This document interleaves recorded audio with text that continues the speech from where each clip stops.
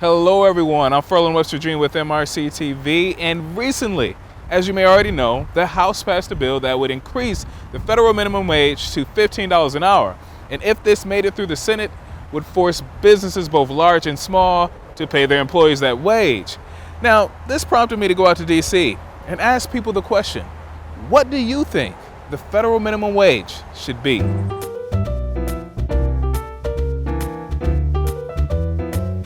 What do you think the federal minimum wage should be? Somewhere in between where it is now and the $20, if you would. I think it should be $15 as a minimum, actually. I think $15 an hour is a starting point. I would think in the teens somewhere. Well, I think it should be left at where it's at right now and allow the market to decide what that should be, especially with as well as the market is today. Minimum wage now is not a livable wage for people. People have to work 2 and 3 jobs in order to make ends meet.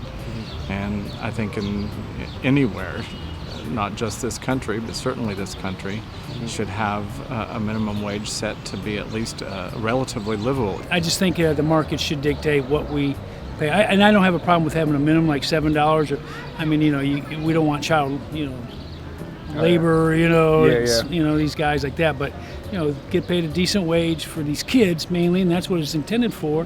But for those that are just getting into the job market, it's not intended for the 40-year-old or 50-year-old, raising a family. It's not intended for them, nor should it be. Yeah. Because if you're that old and that's all you're making, then you need to get out there and get some job training. You need to get out there and maybe do some things to allow yourself to make more money. There's just too many jobs out there. Get a trade, get that training, and increase your wages. I think appropriately the minimum wage should go up. That's why we have so much poverty in this, United States, because people can't live on $7, $8 an hour.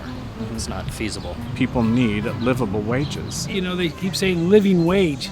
Depends. It all depends on where you live. $15 is not a living wage in Washington, D.C. No, not at all. Nowhere near is that. So, then that's going to have to be raised. New York City, there's no way you're going to be able to raise a family on $15 an hour. But minimum wage was never intended to raise family. What do you do with businesses like that, like a small business that has to pay its employees $15 an hour, but they can't really put it for? These smaller companies, these mom and pop stores, they just can't afford to pay what these big companies are. I used to own a small commercial cleaning company, and so I understand the burden that paying people double, really a little over double, could have on a small business owner.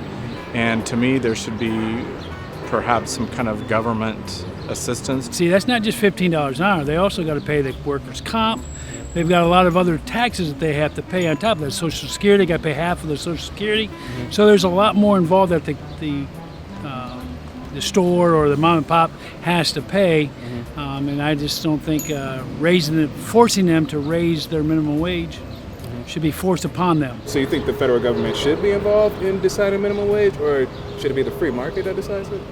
Like in the Someone has to make, I guess the final say that this is it. So if you leave it up to the individuals like it is now, you have a company that will start you out at $6. The next company is going to start you out at $8. So they're all over the board. Well, you made me think of something else too, because like if it's forced, if they have to raise $15 an hour, like you're saying, all the other things they have to pay as well, but then their products have to go, their products or the food, whatever they're selling, has to be at a higher price as well. Absolutely. And then they most likely couldn't compete with the Right, big business at that point. Exactly right, because the profit margin for a big company like Walmart or Target, their profit margin doesn't have to be as much because they can sell more items, they got bigger stores. Yet these mom and pop stores, maybe these little boutiques and things like that, they have to raise their profit margin so they can at least pay for their employees and also make a living wage. They need to make money too because they're the ones that put out the capital to